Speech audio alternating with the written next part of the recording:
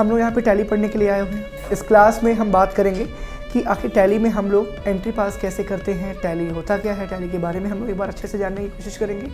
तो चूँकि हम थोड़ा सा स्पीड में इस चीज़ को लेके चलेंगे, बिकॉज हम लोगों ने कल टैली को काफ़ी करीब से जाना था, करीब से उसके बारे में पढ़ा था, ठीक है।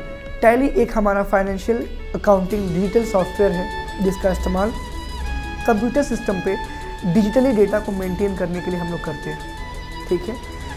पर मैं इसकी हिस्ट्री के बारे में बताऊं तो इसका इतिहास शुरू होता है 1986 में, जो मिस्टर भरत गोयनका जी द्वारा बनाया गया था। इस कंपनी के को-फाउंडर हैं। पहले इस कंपनी का नाम था पियोट्रॉनिक्स, बाद में इसका नाम रखा गया टैली ERP, ठीक है। तो अब ये 1986 में जब ये कंपनी डेवलप की गई थी, उसके बाद से 1988 यानी कि 2 वर्ष के बाद इस कंपनी को पूरे वर्ल्ड वाइड वेब यानी पूरी दुनिया में विस्तारित किया गया, ठीक। 100+ कंट्रीज़, मैंने 100+ कंट्रीज़ का नाम लिया है, 100+ स्टेट्स का नाम नहीं लिया है। 100+ कंट्रीज़ में इसका बहुत ही सफलतापूर्वक इस्तेमाल होने लगा और इस सॉफ्टवेयर पे बहुत ही अच्छे से लोगों ने अपना डेटा मैनेज किया और मेंटेन किया, ठीक। साथ ही साथ अब विदेशों में जब हमारे भारत देश से मजदूर जाया करते थे, वहीं पर हमारे देश से टैली को सीख करके काफ़ी अच्छे कर्मचारी जाने लगे, ठीक। उसकी डिमांड ऑन बढ़ गई पूरे विदेशों में, पूरी दुनिया में, ठीक है। खैर वो उसकी बात है, हम पॉइंट पे आते हैं। तो टैली का इतिहास 1986 में शुरू हुआ और 1988 में पूरे वर्ल्ड में फैलना शुरू हो गया।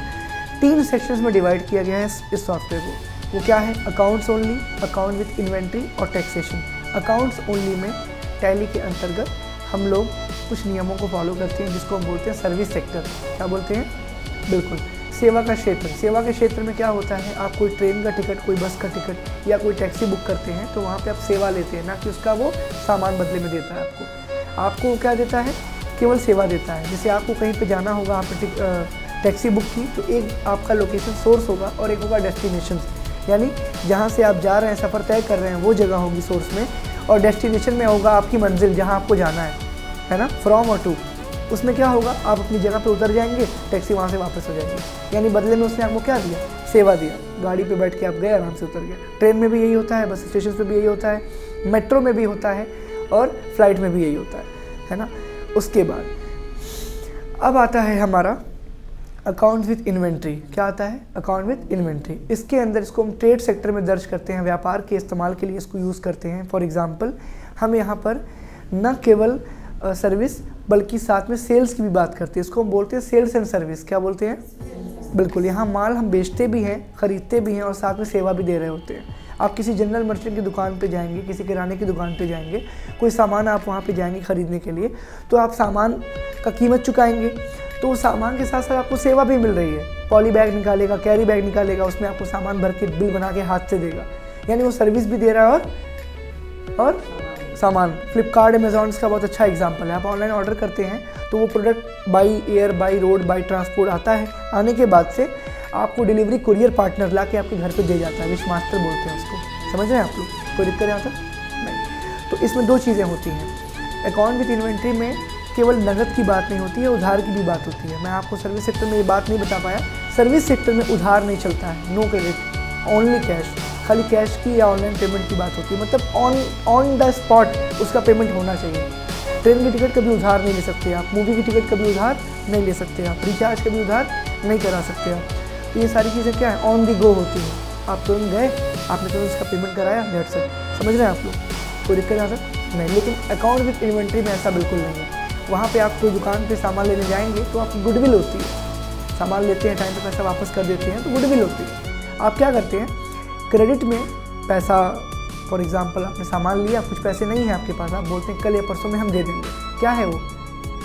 क्रेडिट है वो। कोई दिक्कत यहाँ तक नहीं। चलिए, इसके बाद हम आता है लास्ट टैक्सेशन, तीसरा ग्रुप। टैक्सेशन का मतलब होता है क्या? कर। भारत सरकार, यूपी गवर्नमेंट द्वारा लगाया गया सभी कर, क्योंकि हम लोग यूपी उत्तर प्रदेश में रहते हैं, गोरखपुर ज़िले में, तो उत्तर प्रदेश द्वारा लगाया गया हर प्रकार का कर हमें क्या होगा? टैक्सेशन के अंतर्गत देना होगा। और उत्तर प्रदेश किसके अधीन आती है?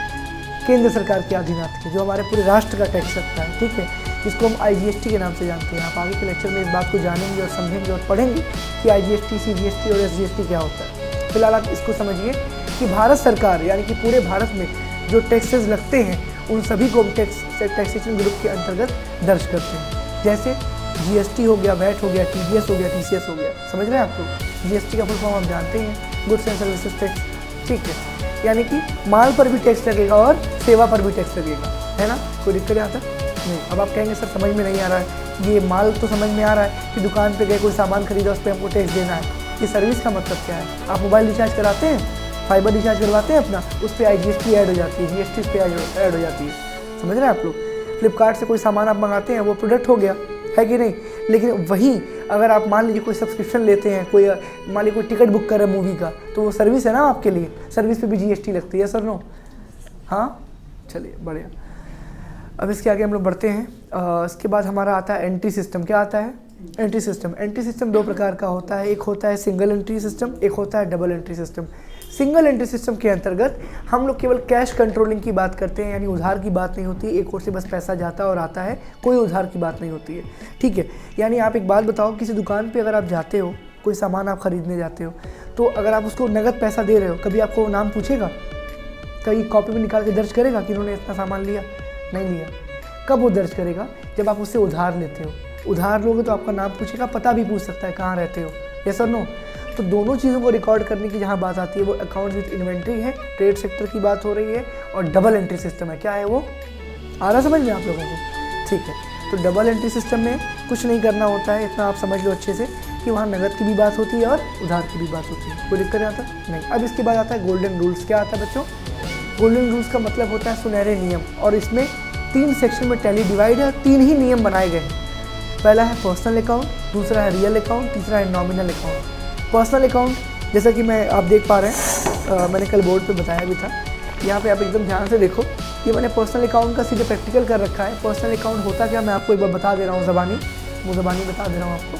पर्सनल अकाउंट का मतलब होता है व्यक्तिगत खाता। व्यक्तिगत खाते के अंतर्गत हम लोग सभी प्रकार के नामों को दर्ज करते हैं। व्यापार में आए हुए सभी प्रकार के नाम ही व्यक्तिगत खाते कहलाते हैं। फॉर एग्जाम्पल, किसी दुकान का नाम, किसी दुकानदार का नाम, किसी व्यापार का नाम, किसी व्यापारी का नाम, किसी बैंक का नाम, किसी एजेंसी का नाम, किसी भी व्यापार में किसी भी चीज़ का अगर हम नाम को दर्ज करते हैं, जैसे बैंक हो गया, फर्म हो गई, कंपनी हो गई, जिम का नाम हो गया, कोचिंग का नाम हो गया, इंस्टीट्यूट का नाम हो गया, स्कूल का नाम हो गया, ये सब क्या है?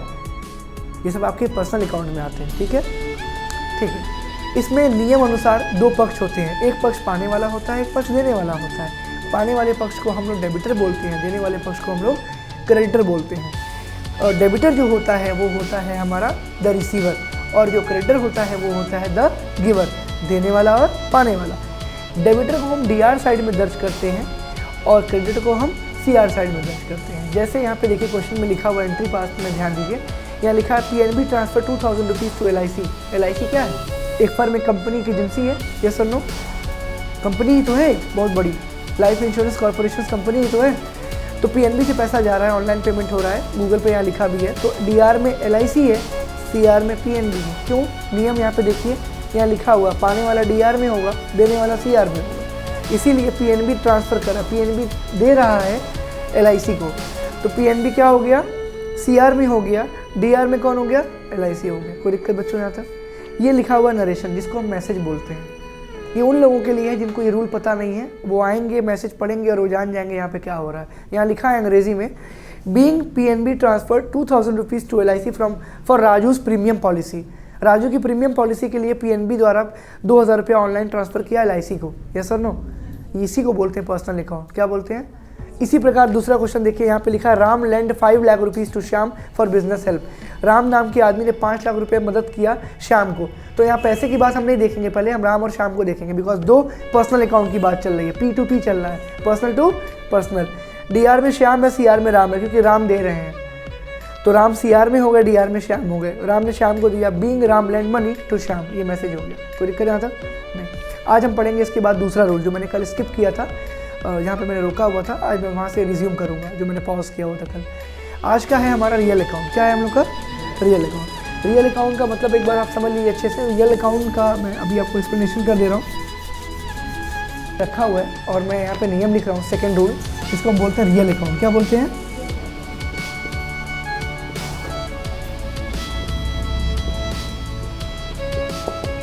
Real account. इसको हम बोलते हैं संपत्ति खाता। क्या बोलते हैं? बिल्कुल, संपत्ति खाता बोलते हैं।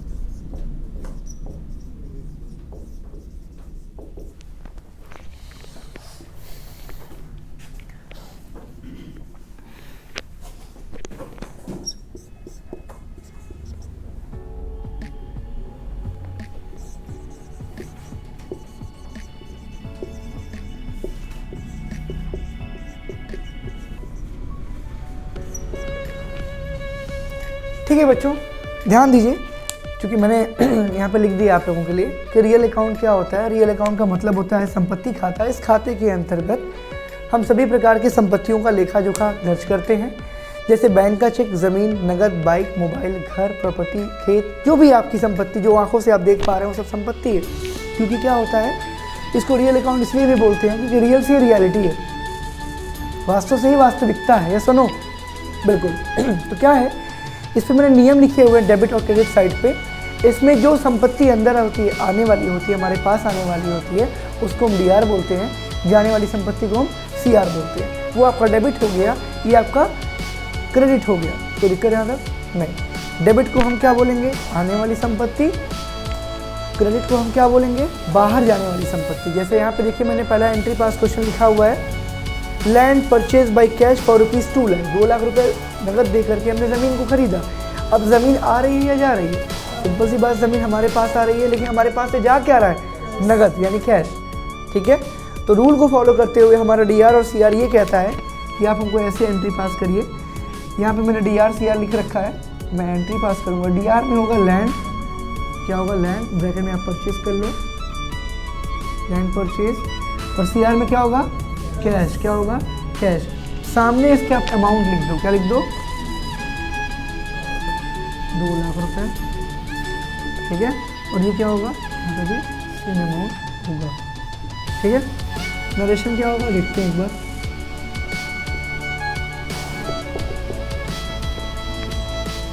बीन, लैंड,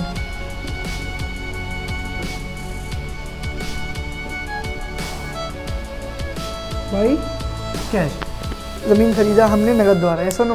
ठीक है, गौर करने वाली बात यह है इसमें साथ ही साथ कि हमने ज़मीन तो खरीद ली, यहाँ पे और भी चीज़ें लिखी है। बैंक का चेक लिखा, अगर हमने बैंक चेक द्वारा खरीदा होता तो बैंक का चेक भी संपत्ति है, तब भी क्या होता, तब भी हमारा सीआर में यहाँ पे बैंक का चेक होता है। यहाँ पे क्या होता, स्लैश बैंक चेक, क्या लिखते हैं आप, बैंक चेक। समझ रहे हैं आप लोग। ठीक है, बोलिए, कोई दिक्कत यहाँ तक नहीं। यानी कैश और बैंक चेक द्वारा हम इसको खरीद सकते हैं। कोई दिक्कत आना बच्चों, चलिए क्लियर है ना, दैट्स गुड। अब नॉमिनल अकाउंट। ठीक है, नॉमिनल अकाउंट में देखते हैं, नाम मात्र खाता, मैं आगे लिखता हूँ। ठीक है,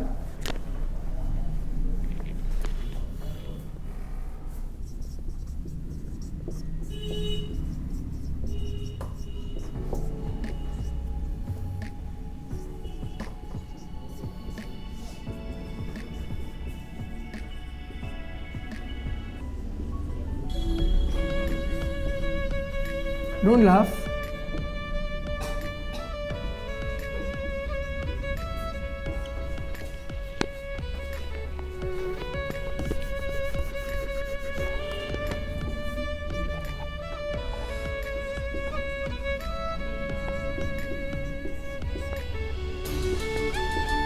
ठीक है, नाम मात्र खाते की बात चल रही, नॉमिनल अकाउंट पढ़ रहे हैं हम लोग। नाम मात्र खाते में, इस खाते के अंतर्गत हम सभी प्रकार के लाभ एवं हानियों को दर्ज करते हैं। लाभ का मतलब होता है प्रॉफिट, हानि का मतलब होता है लॉस, आय का मतलब होता है इनकम, व्यय का मतलब होता है खर्चे, एक्सपेंसिव। यहाँ पे क्या होता है, वेरी सिंपल, हम यहाँ पे खर्च, लाभ, फायदे, आय, इनकम देख रहे हैं। और हम इजी वर्ड में अगर हम बात करें तो गौर से देखिए, यहाँ पे जो इनकम हो रही है हमारी, वो किस रूप में हो रही है, ये भी हमको देखना पड़ेगा। तो चलिए ठीक है, मैं आगे मिटा दूँ पहले बारी बारी से। कुछ मैं पीछा आपने नोट कर लेना, हो या पेरेंट्स हो या चिल्ड्रंस हो, हर कोई आजकल कर रहा है ना।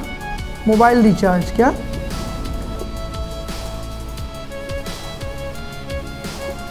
है ना,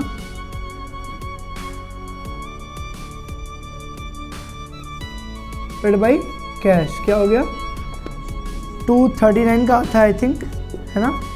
ठीक है, ये पहला क्वेश्चन है। मोबाइल का रिचार्ज हमारे लिए क्या है, अगर हम उसको दे रहे हैं तो एक्सपेंस है, खर्चा है हमारे लिए, क्या है। अगर हम मोबाइल रिचार्ज करवा रहे हैं अपने फ़ोन में तो हमारे लिए खर्चा ही तो है, हमारे पास से पैसा जा रहा है और हर महीने जा रहा है। और ये भी नियम है कि रिचार्ज आपने करा दिया, आप उसको महीने भर यूज़ करें ना करें, पैसा आपने दे दिया है। रूम में आप रह ना रहें, किराए पर रूम ले लिया है आपने, 2 दिन भी रह लिए, तो आपको पूरा 1 महीने का किराया देना ही होगा। अगर आप रहते हैं तो 1 महीने के लिए, तो भले उस 1 महीने में आप 28 दिन गाँव जाके रहें, सामान तो आपका रखा है तो किराया देना ही पड़ेगा 1 महीने के लिए। तो क्या है आपका एक्सपेंस, खर्चा है, क्या है वो, खर्चा। नुकसान क्या होगा, मोबाइल में रिचार्ज करा, मोबाइल ही चोरी हो गया, वो नुकसान है आपका। किराए पे रूम लिया, किराया दे रहे हैं, किराएदार हम हैं, मकान मालिक, और मकान में ही आग लग गई, सब सामान जल गया, वो क्या है? आपका लॉस है। क्या है वो? लॉस। ठीक है, मोबाइल रिचार्ज की बात करें, डीआर में होगा आपका मोबाइल रिचार्ज, बिकॉज मैं यहाँ पे जो नियम अभी लिखूंगा और से देखिएगा। डेबिट साइड पे क्या होगा? एक्सपेंसेस होंगे। क्या होंगे? एक्सपेंसेस होंगे, लॉसेज होंगे। क्या होंगे? लॉसेज होंगे। सीआर में क्या होगा? इनकम क्या होगी? इनकम होगी और एक्सपेंसेस होंगे। क्या होंगे? प्रॉफिट होगा, सॉरी, प्रॉफिट होगा। ठीक है, कोई दिक्कत यहाँ तक नहीं? That's good. अब हम मोबाइल रिचार्ज की हम बात करें, डीआर में आप लिखोगे मोबाइल रिचार्ज, क्या लिखोगे? ठीक है।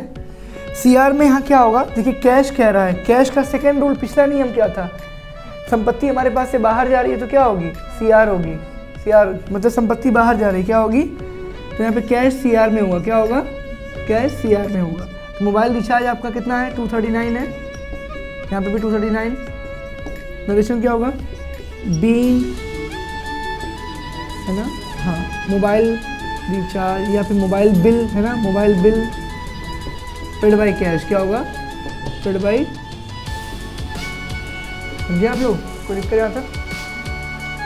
इसी के साथ हमारा जो है तीसरा नियम भी समाप्त होता हुआ। गौर से एक बार देख लीजिए अच्छे से कि सारे इनकम, सारे एक्सपेंसेस की बात यहाँ पे कर रहे हैं। इस पे हम दूसरा एग्जांपल एक देखते हैं। क्या? एक तो हमारा एक्सपेंस हो गया और हमारा दूसरा क्या है, ये देखिए, डिस्काउंट प्राप्त हुआ। आपको क्या प्राप्त हुआ? कैशबैक, डिस्काउंट, या समझ लो कि कभी कुछ ऐसा होता है ना कि रिवॉर्ड मिल जाना, है ना? तो यहाँ पे देखते हैं डिस्काउंट क्या होगा? डिस्काउंट रिसीव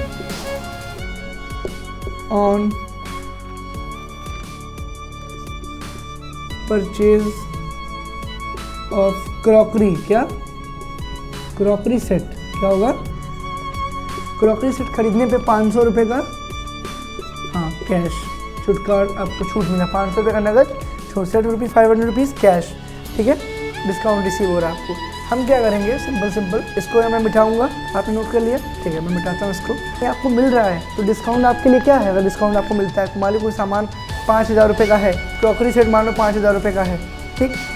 अब 500 का डिस्काउंट मिल जाए तो 4500 रुपये का हो गया, 500 बचा आपका नगद, 500 उसने वापस किया, रिटर्न किया, तो यहाँ पे क्या होगा? बिल्कुल आपका प्रॉफिट है वो। और प्रॉफिट किस साइड पे होगा? सीआर साइड पे होगा, क्योंकि नॉमिनल अकाउंट तीसरा रूल आप पढ़ रहे हैं। तो सीआर में आपका होगा डिस्काउंट। क्या होगा? डिस्काउंट होगा, अमाउंट सामने लिख दीजिएगा 500 रुपये। और यहाँ डीआर में क्या होगा? बिल्कुल ये कैश की बात कर रहा है, वो किसकी बात कर रहा है? कैश की बात। कोई दिक्कत है बच्चों? नहीं। आज के लिए बस इतना ही। Thank you to all of you.